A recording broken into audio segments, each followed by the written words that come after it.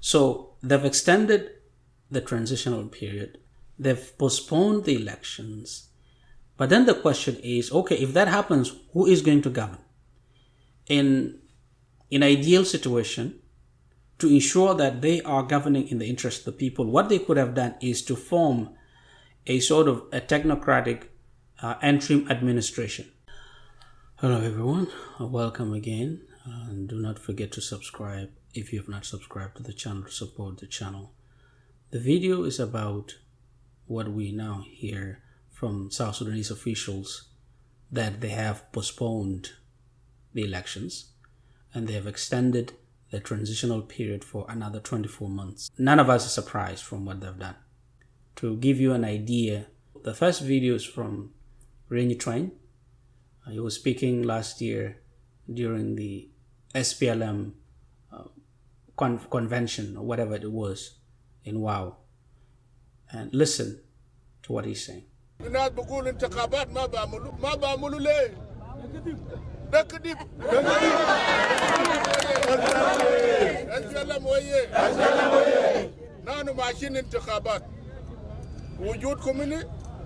ده الريفرندوم نمرة 2 للمجرمين اللي بمسكوا سلطة بقوة.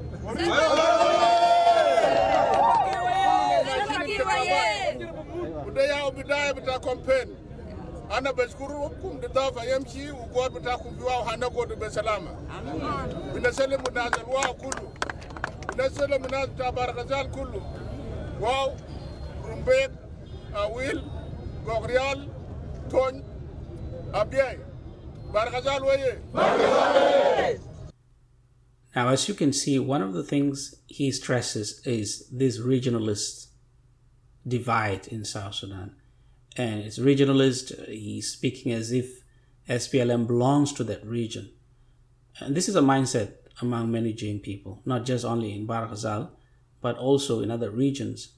They have this feeling that they own the SPLM and that the only candidate they have is President Kiir. When he speaks about people who don't want elections, he's not thinking about the logistics, which they are now speaking about within the SPLM.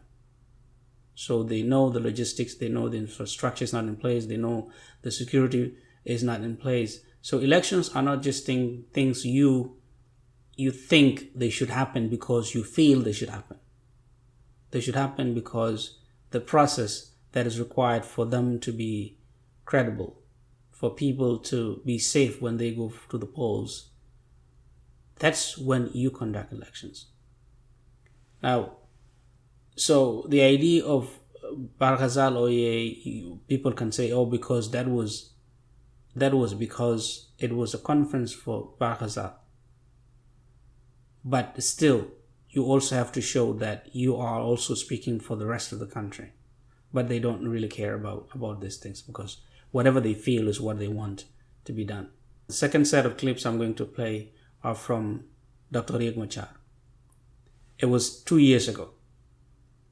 And he's speaking about why they extended the transitional period. And one of the things he's saying is, oh, we are extending this because it will give us time to implement the rest of the provisions. That was 2022. Now we're saying the same thing again in 2024, going to 2025, that they need this period to implement the rest of the provisions.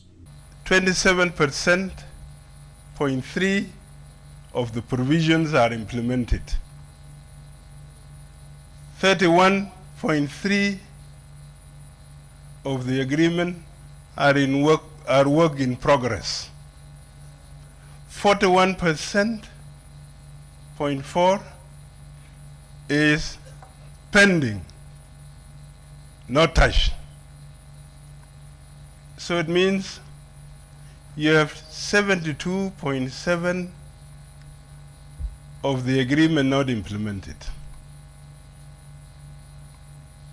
You have no choice. You have to extend. So when he says, what choice do you have? Just quit. Tell President Kiir that we've had enough and let other people take it over. You always have, but they can't do that because they have to remain in power. Our concern was, if we extend how do we sell it to South Sudanese? Because some people think extension is just for sake of being in power. Of course. That's what South Sudanese will think. And that's what many of us think, even today, that the extension is not about the people of South Sudan. The extension is about the signatories to the agreement. They want to remain in power because they know people are fed up. So these extensions keep them relevant. But what choice do you have if you don't extend? The choice you have is just scrap the whole thing and think about new ways to bring peace and prosperity to South Sudan. You can't think that this agreement is the only way, and if it is not implemented, then nothing happens. So you have a lot of choices. So think differently. Think about something that is homegrown, not something that is mediated by foreigners who really do not suffer when some things go wrong in South Sudan. It's the South Sudanese who suffer. If you don't extend, you go to square one. And we all know what the square one is.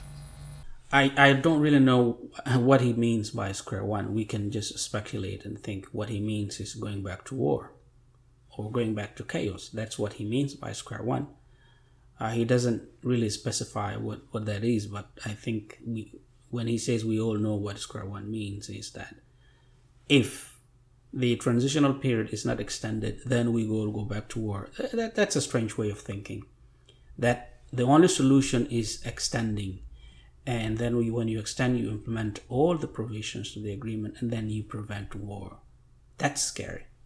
That's really scary, but he doesn't see it that way. If you extend, then you will be accused that you want to stay in power. Definitely. It's not just you being accused that you want to stay in power. I think that's why you extend it. That you want to stay in power and you want to stay relevant. That's why. It's good that we are 5 parties in the agreement. If it was one party, then that one party would be accused for manipulating the situation in order to stay in power. Dr. Riek thinks that we can only accuse one party.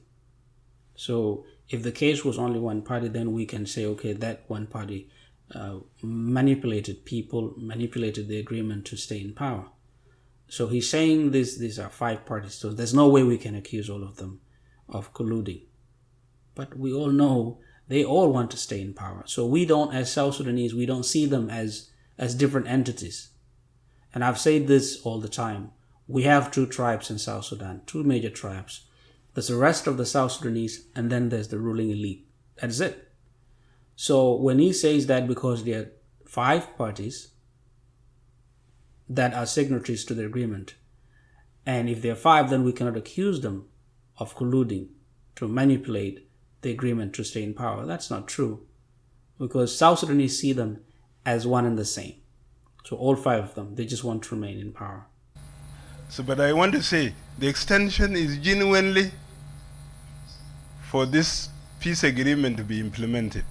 Sometimes I do believe that Dr. Riek Machar is honest, because I've talked to people who are close to him, people who have spoken to him and we've also seen his track record from, during the years of the SPLM after 1991, and he came back to the SPLM, John Garang died, and they implemented the CPA. You could really believe that sometimes he says things he believes are true. The only problem sometimes is that he doesn't speak like a politician. And I've said this in several videos, he speaks like a priest. That when you say truth in politics, people will take it the way you say it. That is really strange for a politician. And this is the problem now with the implementation of the agreement, because he's insistent, and his party members insist that for long-lasting peace to come to South Sudan, all the provisions of the agreement has to be implemented. This is strange. So he's saying the 24 months that they needed in 2022 are required to implement the agreement. Now we are closing to the December time that was scheduled for the elections, but everything is now being postponed. So what was achieved in the 24 months? Remember, the video I just played from Dr. Riek Machar was in August of 2022, when they wanted the transitional period to be extended. So they wanted 24 months. They were given 24 months. What did they do? Nothing much. Nothing much. Now, the next video I'll play is from the meeting that was the press conference from what they call the high-level committee that was to look into the issue of the elections and some of the things, some institutions within South Sudan that are involved with the elections. They were saying some things about not being prepared. These institutions made their assessment of the implementation process. 2 or 3 issues were recommended. 1, they did not complete all the tasks that are critical for the conduct of elections in December 2024. Now, it makes you wonder, why didn't they complete all the tasks? We just watched the video of Riek Machar talking about the time that was required for the implementation of the provisions that were remaining, and that's why they asked for the extension of the transitional period. That was in 2022. Now we are in 2024. And they're still saying that all the elements they needed for the elections to be conducted have not. So it makes you wonder, why? But they don't say that. 2, they needed us to approve extension to postpone elections and to extend the transitional period as a result of postponement. We submitted this report to the presidency, and the presidency have endorsed that elections be postponed or delayed according to the recommendations of the security sector institutions and the elections related institutions. So that's done. Because that is usually what you do when you are a government. You listen to these institutions, and what they tell you is what drives your decisions. Now, what is strange is they are now talking about listening to these institutions just less than 4 months before December. That was the time for which elections were scheduled. But from the time they extended the transitional period, they didn't start all these things, or they were not listening to people. We've had people, the chair of the Electoral Commission, speaking about these issues. We've heard the new head of the Bureau of Statistics, Dr. Agustino Tingmayai, speaking about these issues, but they were not listening to them at the time. So, and this is what Ting told us, that they need at least 2 years, to implement, to make sure that the census is complete and it's credible. Now they're saying they're listening to this institution. So let us hope that over time they'll be listening to them more. So the question of suspending government or by the 22nd of September 2024 does not arise anymore. So they've extended the transitional period. They've postponed the elections. But then the question is, okay, if that happens, who is going to govern?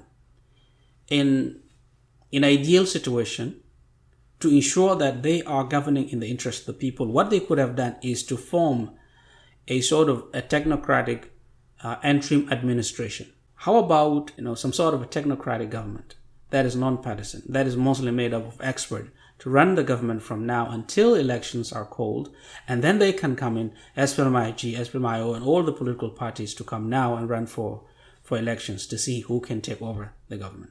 But no, they remain in power, and that's one of the things he's saying, that there's no change. The people who are in government now, the government is just going to run with business as usual. And remember, the transitional period is being extended and nothing changes with the leadership. It tells you a lot about what Riek Machar said. They want to remain in power. Its government function as usual, and these institutions will continue to implement their provisions. So it's the same people, the same institutions that are going to implement the agreement. And you're going to tell me they will do something? Maybe we'll wait for a miracle to happen. Two, as a result of this endorsement of postponement, we have agreed to reset the transitional period to begin from February 2025 to 2026, with the elections being conducted in 22nd of December 2026. So that is 24 months, the same 24 months that were given previously. So, and nothing was achieved. Now they have the same thing, and they hope, or they expect us to believe that the same people, the same institution, the same mindset, the same differences between the two camps will somehow magically disappear, and these people will put the needs of the South Sudanese people first. So that now the first few months remaining under the current transitional period is used to mobilize funds that we can now be sure that we will implement the agreement according to the new timetable. So now the elections were scheduled for December 22nd this year, 2024. But now we expected that there were funds.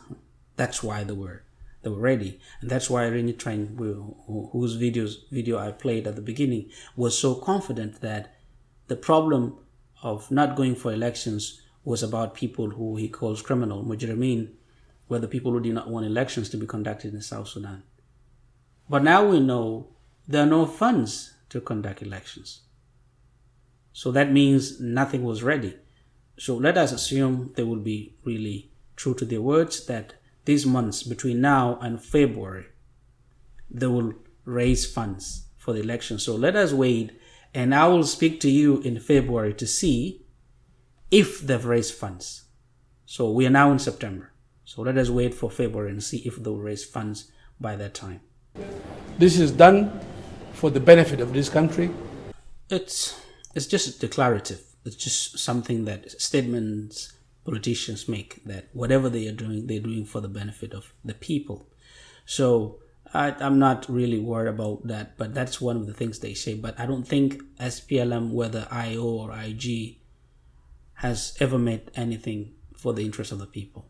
If they were doing anything for the interest of the people of South Sudan, they would have removed their leaders. Riek Machar and President Kiir, they would actually set as a caucus, as a bureau, as they call them in South Sudan, and say, okay, look, it has been long, you've been stayed in power, you've achieved some things, they've achieved great things. So it's time to give the mantle of leadership to someone else. That would mean they work for the interest of the people, but now that's a lie. But they're politicians, so we should expect that. To recognize the achievements of the R-axis and to make sure that the peace that we have achieved as a result of the R-axis is maintained and sustained for the welfare of the people of South Sudan, so that by the time the people go for election, we are sure that we now only have a national security sector, all the parties are registered, and all the institutions are functioning, and we're going to elections in a situation where the environment is conducive for free, fair, credible, and democratic elections. All right, so let us hope that what he just said, that at the end of this 24 months, this new transitional period, they are true to their words and all the provisions of the agreement are implemented, and that the SPLM-IO at the end of the 24 months is satisfied, comes to the South Sudanese and tells them, yes, all the provisions of the RCIS from 2018 document have been implemented, and as they say, in letter and spirit. So let us hope that is going to happen in 24 months. But I know it's not going to happen. Let us hope that the security sector and all the institutions involved in the conduct of elections are prepared at the time, and South Sudanese register, and they travel over the South Sudan to vote, to go back. If they want to go and vote in their hometowns, they can go and vote. And that people who want to campaign with the opposition parties are allowed. But we know that's a pipe dream. But it's always good to dream. So let us wait and see if this happens. But what I know so far, these two parties have never worked in the interest of South Sudanese. We've never seen that. Everything is an elite-based system. So it's about them. It's about power. It's not about the people. If it was about the people, they would have actually done something different. They would have listened to the people and what the people say. The grassroots spoke about the national dialogue. They asked for the two principals to leave power, but they didn't leave. President Kiir told the committee that he was to listen to what people said, but they did speak that Kiir and Riek Machar should go, and the two parties were up in arms. They didn't want them to leave. So it's a lie that they want to work for the interests of the people. So thank you.